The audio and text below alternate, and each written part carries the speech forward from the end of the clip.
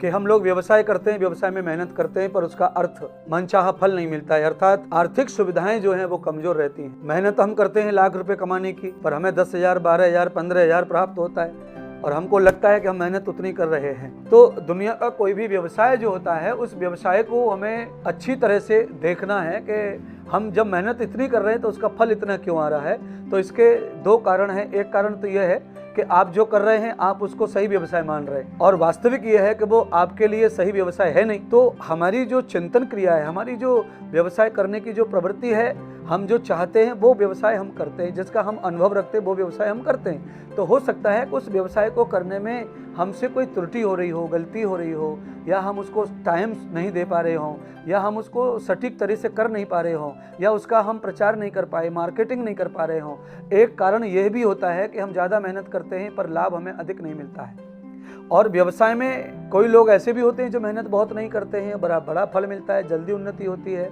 तो उसके लिए हमारे जीवन में मैंने इतने शास्त्र और पुराण पढ़े हैं, तो उन सब में ऐसा माना गया है कि पैसा जो है वो कभी भी मेहनत से नहीं आता है, पैसा हमेशा भाग्य से आता है। तो व्यवसाय के साथ में अगर आपके भाग्य में भी लक्ष्मी लिखी है तो आपके पास वो लक्ष्मी व्यवसाय के नाम से भर भर के आएगी और आपको बहुत जल्दी बड़ा आदमी बना देगी। पर आपके प्रारब्ध में लक्ष्मी का संयोग नहीं है, धन संयोग नहीं है, आपकी अर्थ की संयोगता नहीं है, तो आप जो मेहनत कर रहे हैं वही फल आपको प्राप्त होगा।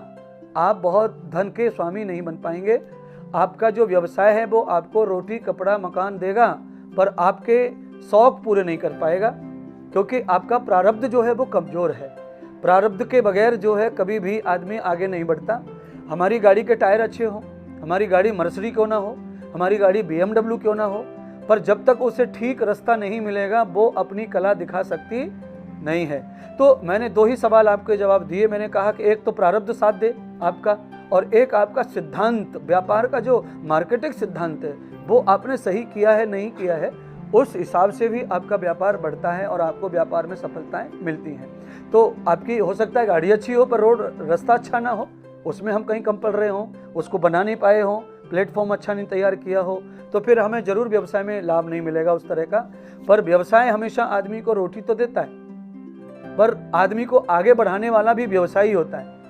नौकरी से आदमी बहुत ज़्यादा आगे नहीं बढ़ सकता है, नौकरी का सीमा है, व्यवसाय की कोई सीमा नहीं है। व्यवसाय को आप 2 एकड़ में, 4 एकड़ में, 100 एकड़ में, 1000 एकड़ में कितना भी लंबा चौड़ा खोल सकते हैं। उदाहरण के लिए इतनी सारी कंपनियां हैं जिनको 20 साल हुई हैं, 20 साल में कंपनियां हर राज्य में, हर देश में और दूसरे देशों में फैल गई और हर जगह 10-10, 20-20 एकड़ में फैली हुई हैं। तो ऐसे उन्नति का विकास करने का जो तरीका है वो दो ही है।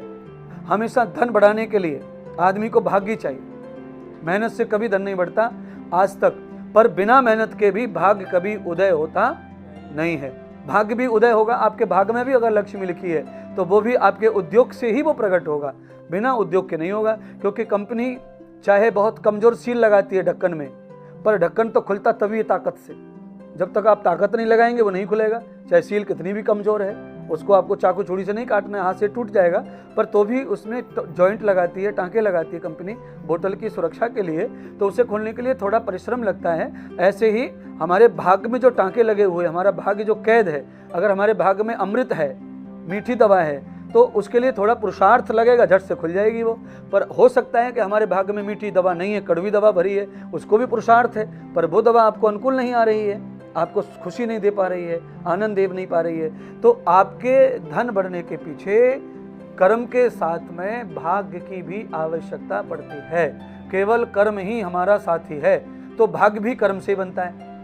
भूतकाल में जो हम कर्म कर चुके हैं उससे भाग्य तैयार होता है। स्टॉक कहते हैं, भाग्य माने स्टॉक, कहीं भी स्टोर जो चीज हो रही है उसको हम भाग्य के रूप में देखते हैं। भाग्य का दूसरा अर्थ होता है ऐश्वर्य। अगर हमारे ऐश्वर्य है नशिव, परमात्मा के यहाँ से हमें वो प्राप्त होगा, हम वो कर्म करके आए हैं, तो अब आपके कर्म करते से ही वो ऐश्वर्य आपके सामने खुल जाएगा।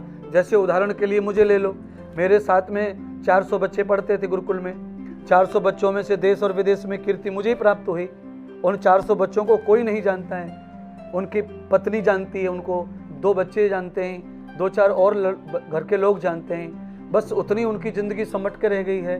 वो मेरी तरह होशियार थे पढ़ने में, कई बच्चे मुझसे भी ज़्यादा होशियार थे मेरी क्लास में, जो प्रोफेसर हो गए, टीचर हो गए, पर उनकी लाइफ वहीं ख़त्म हो गई, वहीं सिकुड़ गई। और जो लोग रिटायर भी हो गए नौकरियों से और घर बैठ गए, कुछ काम नहीं जीवन में, तो उनका जो प्रारब्ध था वो वहाँ तक था, लेवल उनका, उन्हें वो प्राप्त हो गया। मेरा लेवल जो था वो ऐश्वर्य से भरा हुआ था, मेरा लेवल, तो मैंने करोड़ों टीचर बना दिए, करोड़ों प्रोफेसर बना दिए, करोड़ों लोगों को नौकरी जॉब दिलवा दिए, करोड़ों लोगों के व्यापार सिद्ध कर दिए, करोड़ों लोगों को अच्छा कर दिया, निर्व्यसनी करोड़ों लोगों को कर दिया, मांसाहार से मुक्त कर दिया, और शाकाहारी करोड़ों लोगों को बना दिया, और 1 करोड़ से ज़्यादा लोगों को कम से कम भगत भी बना दिया भगवान का, दीक्षा आदि का भी श्रृंगार मैंने कर दिया इतने वर्षों से। तो ये ऐश्वर्य के बगैर जो है भाग्य नहीं खुलता है, और भाग्य का अर्थ ही ऐश्वर्य है। भग धातु से भाग्य बनता है, भग धातु से ही भगवान बनता है, और भग धातु से भक्ति बनती है। तो ये भग धातु का अर्थ होता है भागेति कृतम न देवेत सस्वरेशाम सुखः। तो भाग्य सुख देने वाला जिसका होता है उसके पास ऐश्वर्य होगा तो ही उसे भाग्य सुख देगा, अन्यथा पैसे वाले भी होके आप दुखी रहेंगे, सुखी नहीं रहेंगे। करोड़ों पैसे वाले दुखी हैं, उनके पास सारे साधन है पर दुख बहुत है, क्योंकि उनका भाग साथ नहीं दे रहा, उनके भाग्य में ऐश्वर्य नहीं है, इसीलिए उनको वो सुख प्राप्ति नहीं होगा जो वो चाहते हैं। इसीलिए सबसे पहले हमारी स्थिति अगर छोटी है तो हमको छोटे शौकों का सोचना है, छोटी व्यवस्थाओं में जीने का सोचना है, सपने और उन्नति का, विकास का भाव बढ़ा रखना है, और उसी आधार के लेवल के काम करने का भाव रखना है। तो उससे परमात्मा हमारी कैपेबिलिटी को समझते हैं। तो भगवान कभी कभी हमें भाग्य ऑफर में भी दे देते हैं, हमारे नसीब में नहीं है पर हमें ऑफर करते हैं, क्योंकि हमारी जो प्रयोग क्रिया है वो इतनी अच्छी है कि प्रभु को पसंद आ जाती है। जैसे आप समझ लो आपके पास डिग्री नहीं है पर आप कोई भी चीज़ बना करके किसी कंपनी को दिखा देते हैं कि आपने छोटा हेलीकॉप्टर बना दिया बिना डिग्री के, आपके पास में मैकेनिकल ज्ञान नहीं है पर आपने वो बना दिया टैलेंट से, अपनी बुद्धि से, तो आपकी डिग्री को कोई नहीं पूछेगा, आपके टैलेंट को लोग सम्मान देंगे। तो ऐसे ही हम लोग जब भगवान के सामने उनकी कंपनी में जब हम कोई प्रैक्टिकल प्रोसेस करते हैं, जब हम सफल होते हैं तो परमात्मा भी हमको चांस देते हैं। बिना डिग्री के, बिना भाग्य के हमको लाभ प्राप्त हो सकता है। तो हमें पुरुषार्थ और मेहनत करते रहना चाहिए, परमात्मा के साथ जुड़ करके मेहनत करनी चाहिए।